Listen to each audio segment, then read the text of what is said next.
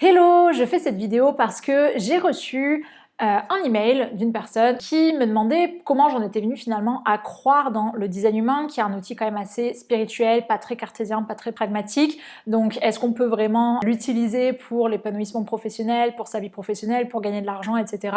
Moi je m'intéresse beaucoup à ces outils-là, je les expérimente et je vois les résultats dans ma vie, donc moi j'y crois. Et du coup sa question m'a amené à un peu revenir en arrière là-dessus et me reposer la question de quel a été le cheminement finalement. Comment est-ce que j'ai découvert le design humain et comment est-ce que je suis restée accrochée à cette discipline que j'adore aujourd'hui. Donc l'histoire, c'est que moi, qu'est-ce qui se passait? J'étais dans un moment où j'étais en recherche d'alignement avec moi-même et je sentais que quelque chose n'allait pas dans ce que j'avais créé jusqu'à présent. Je sentais que je me culpabilisais d'être un petit papillon parce que contrairement à d'autres entrepreneurs que je connais, eux, ce qu'ils font, c'est qu'ils créent une grosse formation et puis ils la revendent, ils l'améliorent et ils ont des témoignages. Et tu vois, il y a vraiment ce truc de croissance. Et moi, je me voyais pas comme ça. Alors en tout cas, je n'arrivais pas à faire ça parce que je perdais ma motivation. J'avais plus envie de traiter ces sujets. Tu vois, il y avait un truc qui allait pas. Je me sentais pas bien avec tout ça. J'étais un peu en recherche d'une façon de m'aligner avec moi-même. Et une amie entrepreneur m'a parlé du design humain et m'a dit que ça pourrait peut-être m'aider. Donc j'ai téléchargé ma charte, j'ai regardé ce que voulaient dire les types. Donc j'ai découvert que j'étais manifesting generator, manifesteur générateur. Et j'ai lu ce que ça voulait dire, j'ai essayé de comprendre la différence entre ce profil-là, ce type-là et les 4 autres qui existent en design humain. Et en tout cas, ce qui s'est passé, c'est que quand j'ai lu la description, j'ai eu l'impression que c'était tellement moi, cette description. Ça te l'a peut-être fait avec d'autres tests de personnalité, avec le MBTI, avec l'énéagramme, avec, je sais pas, peut-être même ton signe astrologique, pourquoi pas.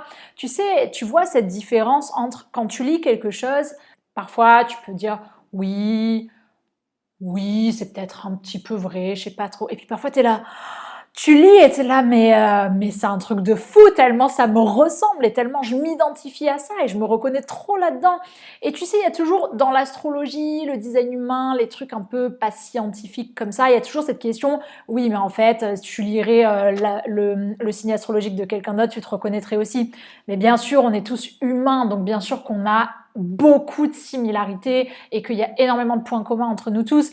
Mais en fait, ce qui est intéressant, moi je trouve, c'est de le voir dans l'autre sens. En fait, c'est de dire, moi je veux pas savoir ce qui, dans le profil de quelqu'un d'autre, me ressemble aussi. Je veux savoir ce qui, dans mon profil, me ressemble tellement que je sens un truc à l'intérieur de moi où je me dis, mais waouh, et ça me fait du bien de lire ça parce que en fait, j'ai l'impression qu'on est en train de décrire ma nature, mon essence et que du coup, ça veut dire quoi? Ça veut dire que j'ai le droit d'être cette personne parce qu'en fait, c'est pas mal d'être comme ça. Et si les autres ils font autrement, c'est parce que tout simplement, ils sont différents, ils ont peut-être un autre design qui est guidé par d'autres choses et que je dois pas faire comme eux, moi je dois faire ce qui est comme moi, ce qui est 100% moi. Et je trouve que le design humain, c'est ça qui l'aide à faire. Donc moi, ça a commencé par découvrir mon type, le manifesting generator, sans rentrer dans les détails. C'est en gros quelqu'un qui à la fois a souvent des idées et souvent des idées nouvelles. Il a une énergie sacrale qui fait que quand il choisit, ça le fait pas avec tous les projets, avec toutes les personnes, mais quand il choisit une idée, un projet qui vraiment parle à son sacral, on verra dans d'autres vidéos ce que ça veut dire, là, il a une énergie super endurante. Et c'est pour ça que le sacral, en fait, c'est lié à sa stratégie et c'est pour ça qu'il faut l'écouter pour prendre des décisions parce que du coup, c'est ça, en tout cas en tant que manifesteur générateur, qui nous donne l'énergie de long terme. Donc bon, je rentre pas dans le détail, il y a énormément de choses à dire là-dessus. Là, pourquoi est-ce que moi je m'intéresse au design humain? Ça, c'était le point de départ, tu vois. Ça a commencé par là. Et c'est comme si ça m'avait réconcilié avec moi-même. J'ai fait la paix avec ma vraie nature et ma vraie essence. Et je pense que si tu es en train de regarder cette vidéo, si tu me suis, tu as ce désir d'être toujours plus aligné avec qui tu es, de savoir toujours mieux qui tu es, de prendre des décisions qui te ressemblent et de faire des choses qui te ressemblent. Et vraiment, moi, c'est ça que ça m'a procuré comme effet au début, c'est de dire « Ok, je me sens reconnue pour qui je suis et j'ai l'impression d'avoir le droit d'être cette personne et je me sens à ma place en faisant ça. » Après, c'est pas forcément évident de respecter son design et c'est très difficile de quitter son ancien schéma, son ancienne façon de fonctionner et d'aller vers ça. C'est vraiment un processus, ça prend du temps, ça se fait pas comme ça quand tu lis ta description. Le truc comme ça, c'est juste le « Oh, ça me ressemble tellement !» Ensuite, j'ai continué à m'intéresser au design humain. J'avais un peu du mal à trouver des informations et c'est pour ça que je suis une formation en design humain aujourd'hui qui m'apprend tous les éléments. Derrière, dans ma tête, je le transforme en appliqué à l'épanouissement professionnel, comment on s'en sert. Et c'est ça que je viens te délivrer dans ces vidéos ou dans mes autres contenus sur lesnouveautravailleurs.fr ou dans les emails si tu es abonné, etc. Ou le podcast, enfin bon, il y a plein de trucs, tu sais. Et plus j'en découvre, et plus je trouve ça hallucinant. En fait, c'est comme si tu prenais une petite lanterne et tu viens mettre de la lumière sur un truc que tu comprenais pas de toi-même, en fait. Tu découvres, et il n'y a pas que du bon... il n'y a pas que du bon dans le design humain. Disons que ça nous montre tel qu'on est. Donc, il y a des choses qui sont positives, mais c'est toujours des médailles à deux revers. Tu as toujours, ok, tu as tel truc, ça t'aide à faire ça, mais du coup, ça fait que tu vois les choses de cette manière et que du coup, bon, tu vois, il y a toujours un peu les deux. Donc, ça permet d'être un peu entier, un peu vrai dans l'approche de soi-même, à la fois de se réconcilier, d'arrêter de se culpabiliser parce que quand tu découvres, par exemple, il y a certains trucs dans le design humain qui expliquent pourquoi on ressent de la pression à faire certaines choses.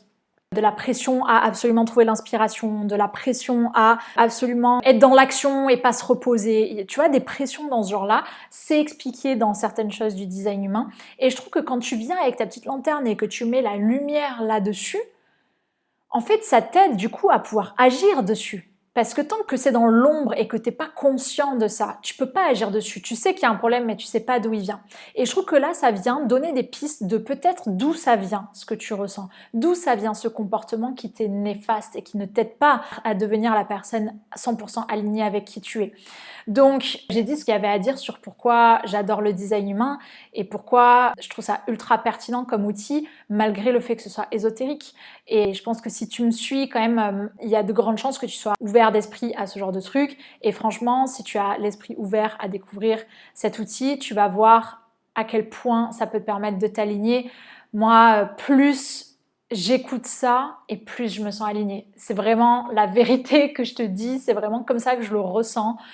Je suis tellement reconnaissante que mon amie Antonia m'ait parlé du design humain et que j'ai découvert ça et que j'ai eu l'opportunité de rejoindre la formation qui m'en apprend plus parce que c'est vraiment puissant quoi. Il y a vraiment des aspects puissants, magiques. 2020, ça a vraiment joué un super grand rôle dans mon réalignement et je peux pas dire que je suis 100% alignée parce qu'on a tellement de choses à découvrir sur soi, je pense qu'on n'en finit jamais en fait, mais je suis tellement plus proche et je vis des émotions tellement positives par moments, des trucs où j'ai presque l'impression d'être en transe tellement je suis alignée avec ce qui se passe et je sens la vibration et je suis dans une énergie de fou et je me sens à ma place et je me dis mais voilà c'est ça que je dois faire et c'est ça que je sens et je suis trop contente de l'avoir découvert et merci le design humain, merci Antonia, merci tout ça quoi.